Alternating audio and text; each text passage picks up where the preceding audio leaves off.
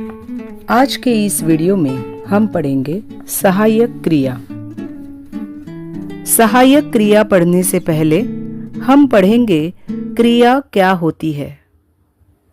जिस शब्द से किसी कार्य के होने का बोध होता है उसे क्रिया कहते हैं। क्रियाएं वाक्य को पूर्णता प्रदान करती है। क्रिया के कई भेद हैं। आज हम सहायक क्रिया पढ़ेंगे। सबसे पहले हम कुछ उदाहरण पढ़ते हैं। मैं रोज आइसक्रीम खाया करूंगी। रेफ्रिजरेटर मुंबई से आते आते कई दिन लग गए। मैं रोज आइसक्रीम खाया करूंगी इस वाक्य में खाया और करूंगी ये दो क्रियाएं आई है। इस वाक्य में खाया यह क्रिया मुख्य क्रिया है। क्रिया का काम काल के अनुसार वाक्य को अर्थ तथा पूर्णता प्रदान करना होता है। अर्थानुसार पूर्णता प्रदान करने के लिए करूंगी यह क्रिया आई है। इस वाक्य को अगर हम कहें मैं रोज आइसक्रीम खाया, यह वाक्य अपूर्ण रह जाता है। इस वाक्य को पूर्णता प्रदान करने के लिए करूंगी यह सहायक क्रिया आई है, इसलिए यह क्रिया सहायक क्रिया है।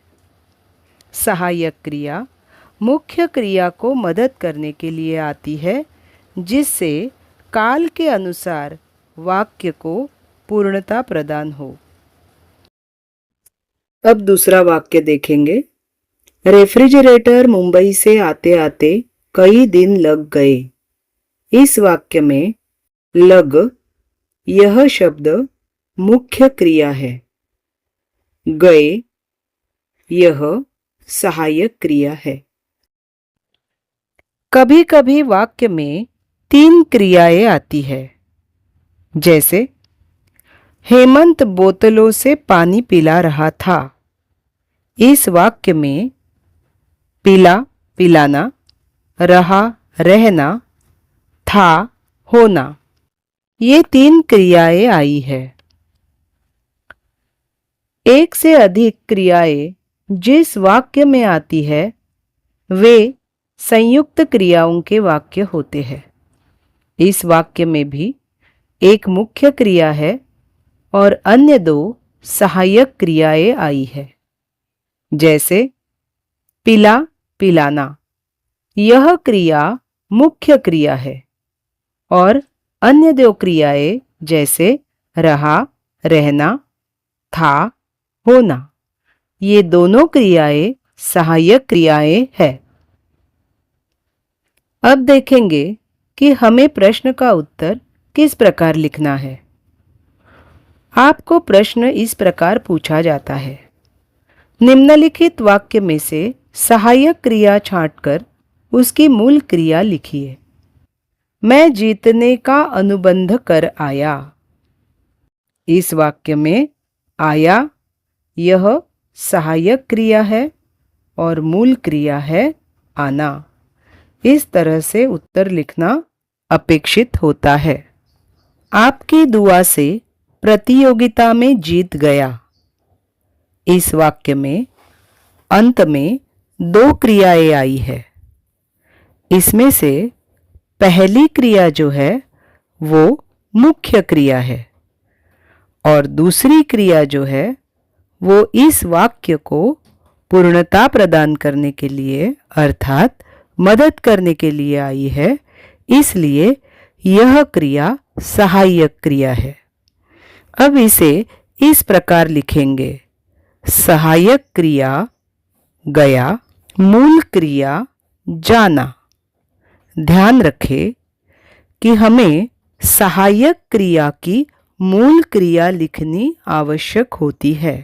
वाक्य में आपको मुख्य क्रिया सहायक क्रिया को समझने के लिए बताई जा रही है। अब देखते हैं दूसरा वाक्य। मैंने भी कई उत्तर लिख रखे थे। देखिए, इस वाक्य में 3 क्रियाएं आई है, जैसे लिख, रखे और थे। इन क्रियाओं में लिखना यह क्रिया जो है ये मुख्य क्रिया है। इसे मदद करने के लिए रखे और थे ये दोनों क्रियाएं सहायक क्रियाएं हैं। अब इसे किस प्रकार लिखेंगे? देखिए, सहायक क्रिया रखे, मूल क्रिया रखना। सहायक क्रिया थे, मूल क्रिया होना। इस तरह से इसका उत्तर लिखना आवश्यक है। ध्यान रखिए, वाक्य में जब 2 क्रियाएं आती है तब अंतिम क्रिया सहायक क्रिया होती है। जब वाक्य में 3 क्रियाएं आएंगी तो अंतिम 2 क्रियाएं सहायक क्रियाएं होंगी। इस प्रकार सहायक क्रिया का यह पाठ पूर्ण होता है। धन्यवाद। वीडियो को लाइक, शेयर और सब्सक्राइब जरूर करें।